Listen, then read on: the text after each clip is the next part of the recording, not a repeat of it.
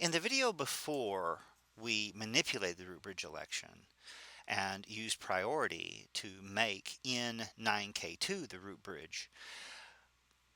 The lab or the demonstration before that, I showed you how I used the root port to find the root bridge. So from the perspective of this, what we need to really pay attention to is the fact that the root port will always point towards the root bridge, or at least the path that will lead to the root bridge, because remember, it's additive based on a value that we determined that is going to be cost.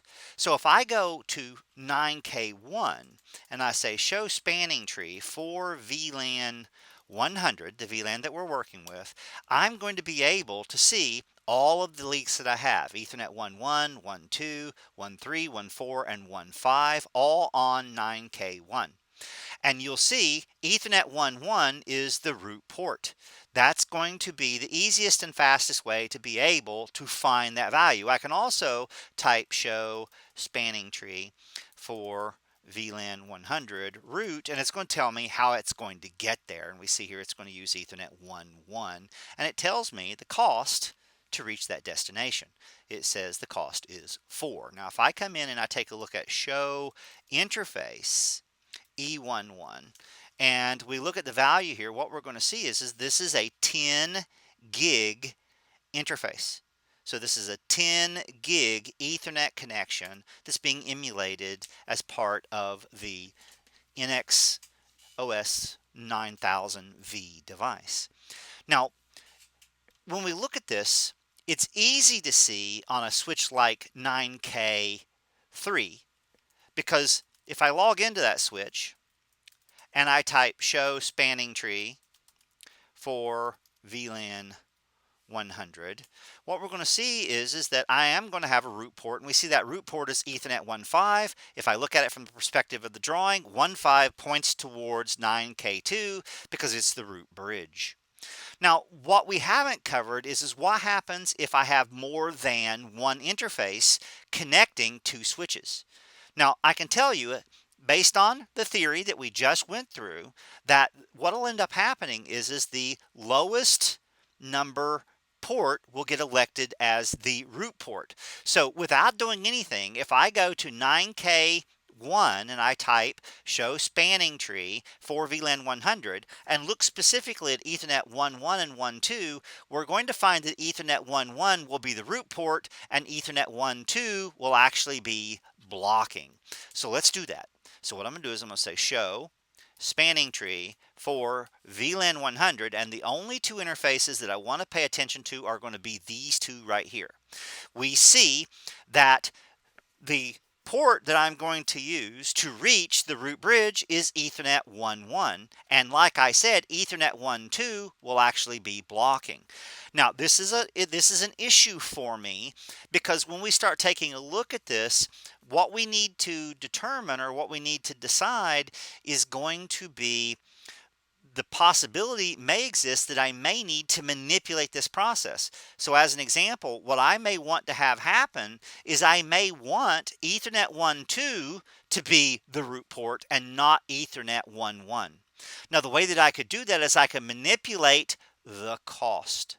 So to do that, what I'm going to do is I'm going to say config T interface Ethernet 1.2, and I am going to say, let's come through here and say, let's see, we want to say switch port, or not switch port, but spanning tree. And what you're going to see here is we have the capability of specifying a cost. Now, if I give this a numeric value with regard to the port path cost, I'm going to overwrite the auto method, which is currently running by default on the interface. And since both of these interfaces are 10 gig interfaces, they're both going to have a cost of 4. If I make this one arbitrarily lower, actually I can't make it 0, but I can make it 1. What should happen now is that we should now pick a different interface to reach the root bridge, which based on our modification previously is 9K2. So let's verify that. Let's say show spanning tree VLAN 100, and let's take a look at the two interfaces. What we see here is the fact that now Ethernet 1.2 is the root port leading towards the root bridge because it has a lower cost. Now, later on in your studies, you'll learn that there's another way to manipulate this. What we did was what is referred to as a direct manipulation. So in other words, to change the decision that 9K1 is making, and I have to make the change on 9K1, I can change it with the principal or the value called cost.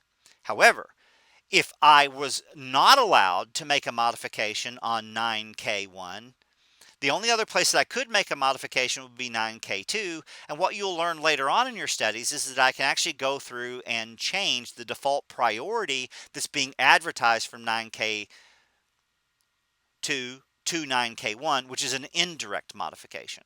So that's kind of outside the scope, but I do want you to understand that priority is not just the only determining factor. Cost is not just the only determining factor. It's just that a cost is a local computation, because whatever is being advertised from the root bridge to me, I'm going to add my cost to reach the root bridge or to the device that's going to lead me towards the root bridge to that value. So again, cost is cumulative or additive. All right. So what we'll do is we'll take a look at some of the additional configurations and tasks that we may want to be able to implement, but this covers manipulating the root port election. I'm Terry Vinson, and I'd like to thank you for learning Data Center with me.